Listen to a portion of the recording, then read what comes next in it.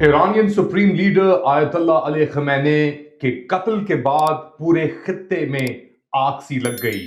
مظاہرے ایران بھر میں، پاکستان کے اندر یو ایس کانسلیٹس پر حملہ اور احتجاج جاری. لیٹ علی شو یو کے اس ایپیسوڈ میں آپ سب کو خوش آمدید. Like, subscribe and share this content. آیت اللہ علیہ خمینei کا جو امریکی اور اسرائیل نے ٹارگیٹڈ اٹیک میں قتل کیا، اس کے بعد ایران نے اپنے حملے تو جاری رکھے ہوئے ہیں. اسرائیل، متحدہ عرب امارات، بحرین، قطر، جہاں پہ امریکن بیسز موجود ہیں اور امریکن انٹرسٹ موجود ہیں، مگر اس کے ساتھ ساتھ ہندوستان اور پاکستان کے اندر بھی بڑے مظاہرے دیکھے گئے. امریکن کانسلیٹ کراچی کے اوپر ایک آرمڈ حملہ بھی ہوا جس کے اندر کم سے کم 10 مظاہرین کو مار دیا گیا. اب یہ اس بات پہ تفتیش کی جا رہی ہے کہ کس نے گولی پہلے چلائی، مگر یہ کہا جا رہا ہے کہ امریکن مرینز نے فائرنگ کی اور اس کے اندر یہ ہلاکتیں ہوئیں. اس وقت اور پاکستان اور افغانستان کے درمیان بھی ایک جنگ چھڑی ہوئی ہے، اور افغانستان نے دعویٰ کیا ہے کہ اس نے ایک ڈرون حملے کے اندر دارالحکومت پاکستان کے اسلام آباد میں پی ٹی اے کے دفتروں کو ڈیمیج کیا ہے.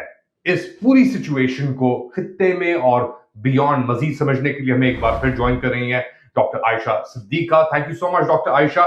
پہلے تو شروع کرتے ہیں آیت اللہ علیہ خمینei کے قتل سے یہ کتنا کتنی سگنیفیکنٹ ڈیولپمنٹ ہے، اور کیا آپ کے خیال سے مس کیلکولیشن تھی امریکہ کی طرف سے؟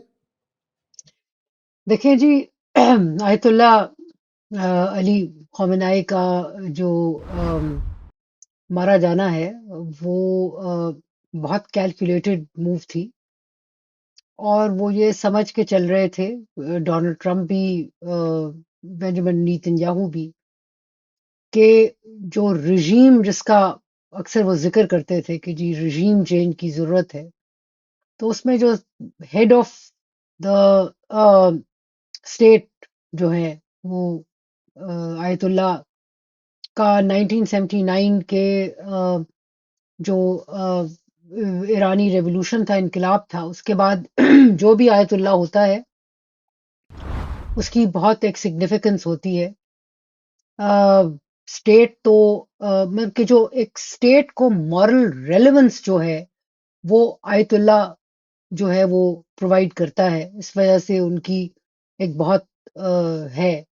اور ایک شیعہ اسٹیٹ میں ان کی آئیڈیالوجی کے حوالے سے ایک آیت اللہ کا جو ہے وہ بہت مقام ہوتا ہے. تو آیت اللہ کوئی ایسا ایک کوئی عام سا مولوی نہیں ہے جس کو آپ مار دیں گے تو بات ختم ہوگی. وہ اسپرچول لیڈر ہے ایران کا بھی، اور جو شیعہ ہیں پوری دنیا میں ان کا. شاید یہ پہلے 79 سے پہلے یوں نہیں تھا، لیکن 79 کے بعد 1979 کے جو انقلاب کے بعد جو ایک سگنیفیکنٹ جو چیز ہوئی وہ یہ تھا کہ اس وقت جو آیت اللہ خمینی تھے، انہوں نے جو پہلے ریولوشن کے بعد پیرس سے آئے تھے، پہلے آیت اللہ تھے 79 کے ریولوشن کے بعد، انہوں نے ایک طرح سے ایران کو ایک امبریلا کی طرح تمام دنیا کے شیعہ جو تھے ان کے لیے پیش کیا، اور ایک اونرشپ لی تمام جو شیعہ تھے دنیا بھر میں. سو یہ اب یہ کئی جسے کہتے ہیں کہ صدیوں پرانی ایک عادت ہے، اور جو ایک عادت کی جگہ ایک عادت ہے ایک ان کے جو ایک رسپیکٹ کی، ایک کنیکشن کی، جو کہ جو شیعہ ہیں دنیا بھر میں ان کی ہے، وہ جو عقیدت ہے. سو ان کا مارے جانا جو آیت اللہ خمینی کی وفات کے بعد یہ آیت اللہ علی خامنائی جو تھے یہ بنے، تو ان کے ساتھ جو عقیدت ہے، جو ان کے ساتھ تعلق ہے، وہ ان کو یہ بالکل ایسے ہیں جیسے کرسچینٹی میں پوپ ہو اور پوپ کو کوئی مار دے. بلکہ آپ کو یاد ہوگا کہ آئی تھنک 80s کی بات ہے یا 70s کی، جب ایک پوپ جو تھے ان پہ ویٹیکن میں حملہ بھی ہوا تھا، ترک تھا جس نے کیا تھا، اور کتنا ہنگامہ مچا تھا. تو یہ بالکل ویسا ہی ہے. اتنی ان کی ایک سگنیفیکنٹ ایک آئیڈیولوجیکلی فیتھ وائز آپ ایگری کریں نہ کریں یہ ڈزنٹ میٹر، بٹ بات یہ ہے کہ یہ ان کا اسٹیٹس ہے. سو یہ جو ان کے مارا جانا جو ہے وہ بہت ایران کے لیے اور جو شیعہ ہیں دنیا بھر میں ان کے لیے ایک بہت ایک بڑا واقعہ ہے، جس کو میں سمجھتی ہوں کہ وہ اتنے عام سے عام اگنور آرام سے اگنور نہیں کر پائیں گے. شدت ہوگی، گرمی ہوگی، غصہ ہوگا، تکلیف ہوگی اس وقت. اور جس کا اظہار وہ پاکستان میں تو آپ نے دیکھا کہ انہوں نے کیا. آپ نے تو ذکر کیا اپنے اس میں انٹروڈکشن میں کراچی کا، لیکن ایک بہت بڑی ریلی جو ہے وہ گلگت بلتستان میں نکلی پاکستان میں، اور پورے ملک میں. کہ مزے کی بات یہ ہے کہ ایران کے بعد مڈل ایسٹ جو لارجر مڈل ایسٹ ہے اس میں سب سے زیادہ شیعہ جو ہیں وہ پاکستان میں ہیں. اور اس کے بعد گلف پرشین گلف میں سب طرف پھیلے ہوئے ہیں، سعودی عربیہ میں ہیں. سعودی عربیہ کے جو آئل پروڈیوسنگ ریجنز ہیں اس میں ہیں سارے وہ شیعہ ہیں، 100% آلموسٹ 100% وہ شیعہ ایریاز ہیں. بحرین میں ہیں، کویت میں، عراق میں، پورے مڈل ایسٹ میں. سو جو غم اور غصے کا وہ ایک ہے، اور یہ غصہ کسی طرف بھی جا سکتا ہے، بدلہ لینے کا، نعرہ بازی کرنے کا، پروٹیسٹ کرنے کا، جو جہاں جہاں کی جو حکومت ہے اس کے خلاف کھڑے ہونے کا، یا خاموشی سے. ایسے بھی لوگ ہوں گے جو کہ اس کو سہیں گے، لیکن یہ ہے کہ ان کو دکھ ضرور ہے. اور ہمارے ہاں میں دیکھ رہی تھی سوشل میڈیا، تو وہ لوگ جو کہہ رہے تھے کہ جی یہ جو اپنے غصے کا اظہار ہے وہ اپنا سے سوشل میڈیا تک رکھیں. بات ان کی بھی بجا ہے، لیکن مسئلہ یہ ہے کہ یہ ایک ایسا معاملہ ہے جس میں شاید لوگ اپنا غصہ صرف اپنے تک رکھ نہ پائیں. بلکہ کمپیریزن اتنا بنتا نہیں ہے، لیکن صرف بتانے کے لیے کہ لوگوں کو جب غصہ ہوتا ہے جینوئن تو کس طرح باہر آتا ہے. کیونکہ جب بے نظیر بھٹو کی اسیسینیشن ہوئی تھی تو کو یاد ہے کس طرح لوگ سندھ میں نکلے تھے، کس طرح توڑ پھوڑ ہوئی تھی، سرکاری املاک کو نقصان پہنچا تھا. لوگ غصہ پھر جب ان کو لگے کہ ان کے پاس کوئی اور چارہ نہیں ہے تو کہیں تو پھر غصہ نکالتے ہیں. اس کو ضروری نہیں کہ آپ جسٹیفائی کریں، لیکن یہ ایک ایکسپلینیشن ہے کہ کیا ہوتا ہے. ایک سسٹینڈ ہم نے پاکستان کو لے کر آپ نے جس طرح کہا کہ یہ غصہ اب کنٹرول نہیں جا پا رہا. کراچی میں ہم نے دیکھا ایک بیسکلی جو امریکن کانسلیٹ کے آؤٹر پیریمیٹر کو توڑ کر اندر کی طرف گئے مظاہرین، ان پہ بھی فائرنگ ہوئی. کچھ لوگوں کے پاس مظاہرین کی طرف سے بھی پروٹیسٹرز کی طرف سے گنز موجود تھیں، کچھ لوگوں نے بلٹ پروف ویسٹ بھی پہنی ہوئی تھی.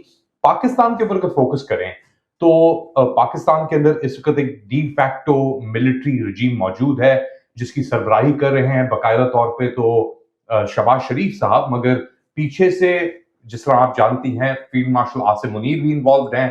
ابھی حال ہی کے اندر وہ بورڈ آف پیس کا بھی حصہ بنے تھے. 19 فروری کو شہباز شریف صاحب گئے تھے وہاں پہ، فیلڈ مارشل موجود نہیں تھے اس کے اندر، اس تقریب کے اندر. مگر اس کے فوراً بعد افغانستان کے ساتھ بھی ایک سلسلہ شروع ہو گیا ہے پاکستان اور افغانستان کے درمیان. ایک پرفیکٹ سٹارم لگ رہی ہے یہ عائشہ، یہ آیت اللہ علی خمینی کے بعد جو پروٹیسٹ ہوئے ہیں اور یہ سب جو سیکوینس آف ایونٹس ہے، اس کو آپ کس طرح دیکھتی ہیں؟ دیکھیے جی، یہ ایک ایسے حالات پاکستان کے گرد پیدا ہو رہے ہیں، ہوئے ہیں، اور میں یہ کوئی کنسپریسی تھیری والی سائڈ پہ نہیں جا رہی، ہو رہے ہیں جس میں ایک طرف تو پاکستان کا ویسٹرن بارڈر ہے جو کہ بڑا ٹینس ہے، اور میں بالکل کنسپریسی تھیری سے ٹوٹلی اجتناب کروں گی، لیکن یہ ہے کہ جو ایک چپکلش تھی افغان طالبان اور پاکستان کے درمیان، یہ سڈنلی آگ اتنی بھڑکی کہ جو بارڈر پہ انہوں نے اٹیک کیے، پھر آپ نے جوابی پہلی دفعہ ہے کہ پاکستان میں نے اپنی ایئر فورس کو یوز کرتے ہوئے ان کی بلڈنگز جو ہیں، سرکاری عمارتیں، ان کو اٹیک کیا، بالکل اسی طرح کا ایک سمجھیں کہ اٹیک جو کہ یہاں آپ دیکھ رہے ہیں ایران میں ہوا، ایران میں اسرائیل اور امریکہ نے مل کے کیا۔ دونوں کی مزے کی بات یہ ہے کہ ایکسپلینیشن بھی ایک ہے، کہ جو لوگ آوازیں پاکستان میں نکال رہے ہیں، فہد حسین ہیں جو کہ بالکل باقاعدہ بہت اسٹیبلشمنٹ کی کے ساتھ بیٹھتے ہیں، ان کی بات سنتے ہیں۔ مشاہد حسین سید صاحب نے بھی کچھ اسی طریقے سے بات کی، انہوں نے کہا جی رژیم چینج، اب برداشت سے باہر ہے کام۔ ایگزیکٹلی اسرائیل بھی یہی کہہ رہا تھا ایران کے معاملے میں کہ برداشت سے باہر ہے کام، اب رژیم چینج ہونی چاہیے۔ ایکسپٹ کہ وہاں ایران کے کیس میں ایک بڑا چیلنج تھا۔ نیتن یاہو تو 1992 سے یہ کہتے آ رہے ہیں کہ اسرائیل کا اصل مسئلہ جو ہے وہ فلسطینی نہیں بلکہ ایران ہے، اور اس کے ساتھ ڈیل کرنا چاہیے۔ تو اب اتنے، اور پھر یہ ہے کہ امریکہ میں ڈونلڈ ٹرمپ جو ہیں ان کے اپنے انٹرسٹ ہیں، مثلاً غازہ، ایک فرینچ ریویرا کی طرح تعمیرات وہاں کرنا۔ ان دونوں کا مسئلہ ظاہر ہے فلسطینی نہیں ہے، اور انفارچونیٹلی بہت سارے جو گلف کے سربراہان ہیں ان کا بھی مسئلہ فلسطینی نہیں ہے۔ بٹ واپس جاتی ہوں کہ اس کیس میں ایک پرانی چیز ایک چل رہی تھی، اور شاہ آف ایران کے زمانے کے ایران اور اسرائیل کی دوستی ہوا کرتی تھی، لیکن 79 کے بعد تعلقات کبھی بھی اچھے نہیں رہے۔ ایک بڑا گول جو ایرانی رژیم کا ہمیشہ تھا وہ یہ تھا، پوسٹ 79 رژیم کا، کہ بہت وہ فوکس تھے اسرائیل پہ، Israel as a threat to Palestinians. Pakistan on the other hand ہمارا ایک بالکل اور ہسٹری ہے، مطلب کہ ہم نے جب طالبان بنے ان کو ہم نے پالا پوسا، ان کو رکھا، بلکہ سعودی عربیہ، یو اے ای وغیرہ سے کو ہم نے مجبور کیا تھا 1996 کے دوران، کہ وہ کے بعد کہ جب ان کی تب ملا عمر کی حکومت آئی تھی تو ان کو اس رجیم کو ریکگنائز کریں ملک، سب سے پہلے ہم نے کیا تھا۔ اور ہم طالبان کا سودا جو ہے وہ بیچتے بھی رہے ہیں، کہ 2010-11 کی شاید بات ہے کہ پاکستان کے army chief general Ashfaq Parvez Kayani گئے، امریکہ گئے، اور اس دورے میں انہوں نے ایک نان پیپر دیا تھا پریزیڈنٹ اوباما کو، جس میں ویری کلیئرلی یہ کہا گیا تھا کہ حقانی نیٹ ورک جو ہے اس کے ساتھ تعلقات بہتر کرے امریکہ، اس کے ساتھ رابطے قائم کرے اور ان کو ایکسیپٹ کرے۔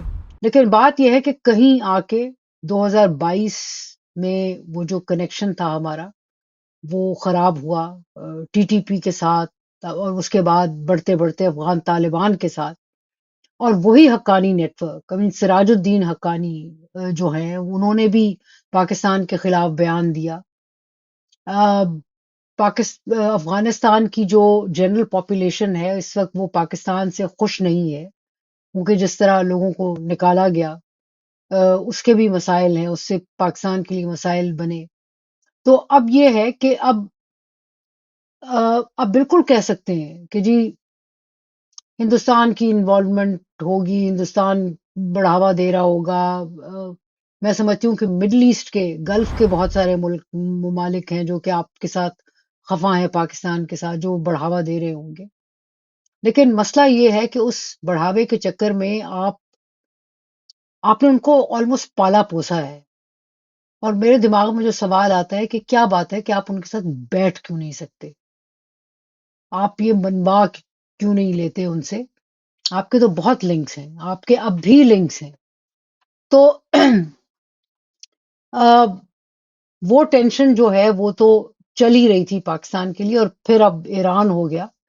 یہ مل کے دونوں چیزیں جو ہیں وہ پاکستان کے لیے ایک بہت بڑا چیلنج ہے، کیونکہ یہ آسان چیز نہیں ہے. پاکستان میں سمجھتی ہوں کہ ایک بڑی مشکل ایک کارنر میں اس وقت پھنسا ہوا لگتا ہے.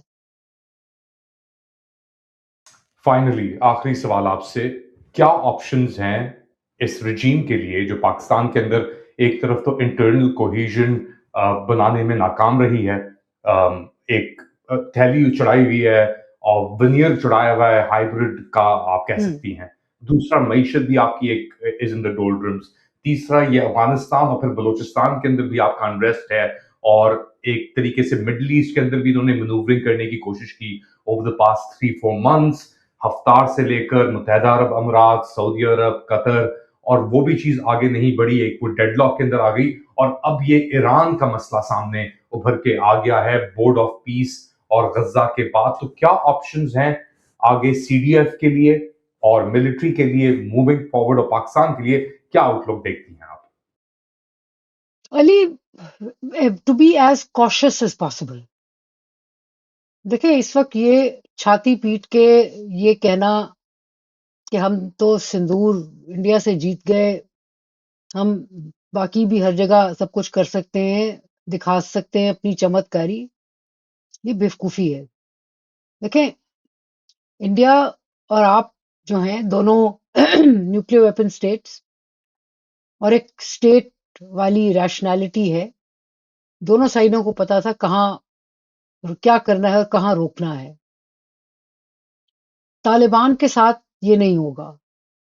ان کے پاس اب میں دیکھ رہی ہوں کہ سوشل میڈیا پہ دیکھا، میڈیا میں دیکھا، بہت سارے آپ کے جرنلسٹ چھاتی پیٹ رہے ہیں کہ جی سبق سکھا دو، ان کو فنش دا جاب کر دو، ریجیم چینج کر دو.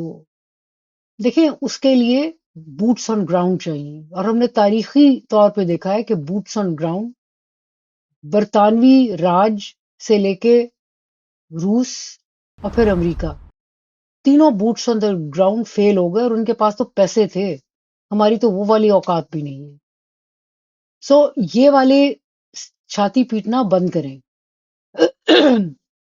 ان کے پاس جہاز نہیں ہے، ان کے پاس JF-17 تھنڈر نہیں ہے، ان کے پاس ڈرونز ہیں، لیکن ان کے پاس دو چیزیں ہیں. پہلی جو ہے وہ یہ ہے کہ ان کے پاس بیٹل ہارڈنڈ ہے ان دس پراکسی وار فائٹنگ، اور آپ کے اندر بھی ان کی پینیٹریشن ہے کچھ علاقوں میں، آپ نے خود دیے ہیں وہ رستہ. اور مت بھولیں، سامعین کو یاد کروانا پڑے گا کہ یہ جنرل باجوہ اور فیض حمید دونوں نے مل کے رستہ دیا تھا، ٹی ٹی پی کے لوگوں کو لے کے آئے تھے پاکستان میں، سیٹل کیا تھا، مت بھولیں.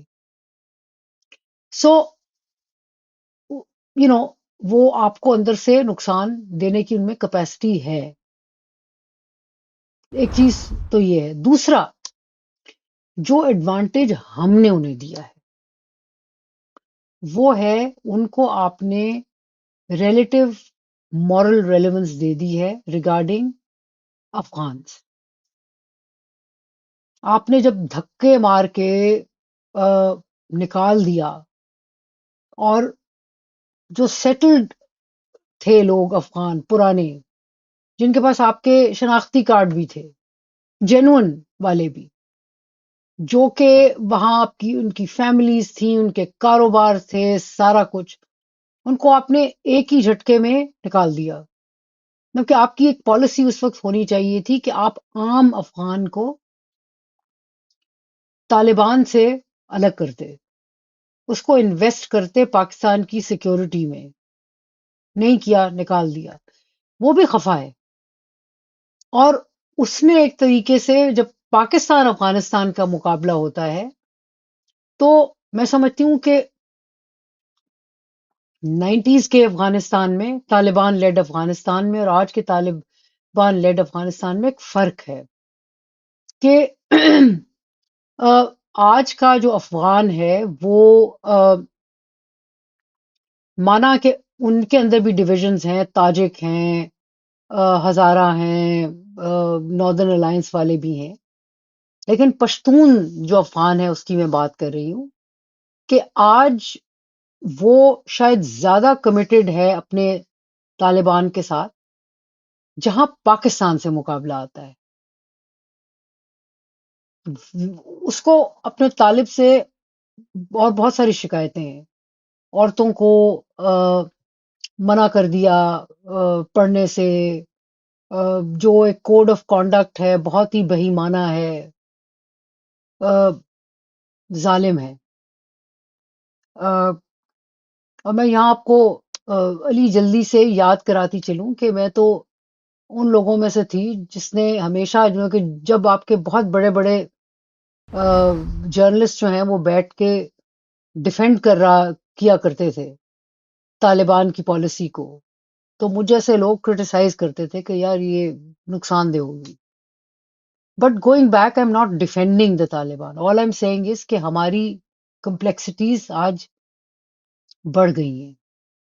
سو اس سچویشن میں اگر یہ مڈل ایسٹ زیادہ ہیٹ اپ ہوتا ہے، وہاں سے لوگ آتے ہیں، شور مچتا ہے، انسٹیبلٹی بڑھتی ہے، تو اس کی گرم ہوا ڈیفینیٹلی ہم تک آئے گی۔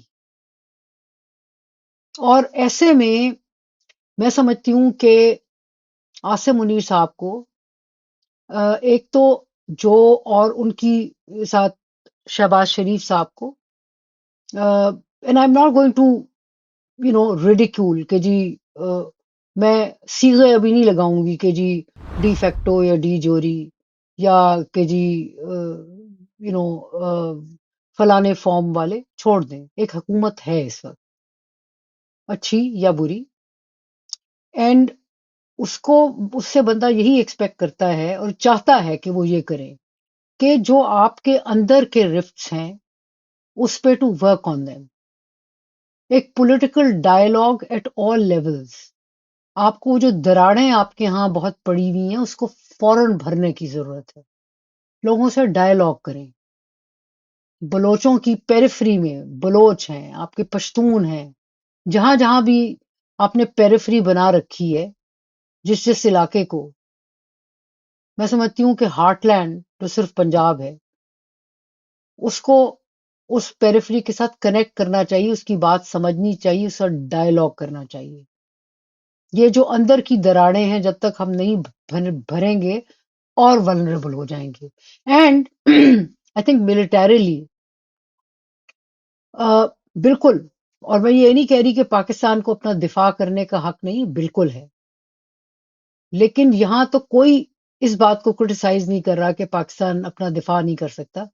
بات یہ ہے کہ ہر چیز جو ہے وہ بندوق کی گولی سے نہیں ہوتی، اس کا اور رستہ جو ہے وہ ڈھونڈنے کی ضرورت ہے۔ آپ کے اتنے پرانے اور اتنے گہرے مراسم ہیں طالبان کے ساتھ، ایک ہندوستان کے کہنے سے وہ ختم نہیں ہوتے۔ There has got to be something else to it, اور وہ ڈسکور کرنا اور اس پہ کام کرنا جو ہے وہ ضروری ہے۔ آپ نے تو پاسٹ میں سمجھتی ہوں کہ 2 دفعہ کم از کم میرا اپنا ایکسپیرینس ہے جس میں آپ نے آلموسٹ ان کو اجازت دے دی تھی، کیونکہ جب فیض حمید باجوہ ٹی ٹی پی کو لے کے آئے تھے تو یہ تو انڈرسٹینڈنگ تھی نا، یہ ایک تھا کہ بھئی یہ ڈی ویپنائز کر لیں گے، لیکن ان کے شریعہ کے حوالے سے تو آپ نے ان کو فری ہینڈ دیا تھا نا۔ اس سے پہلے مشرف کے زمانے میں، مشرف کے بعد یہ جو تھے ضیاء الدین، جنرل ضیاء الدین، جن کو نواز شریف نے مشرف کو ریپلیس کرنے کے لیے لگایا تھا، وہ D G I S I بھی رہے ہیں، وہ بھی یہی بات کرتے تھے کہ کوئی ڈفرنس نہیں ہے۔ سو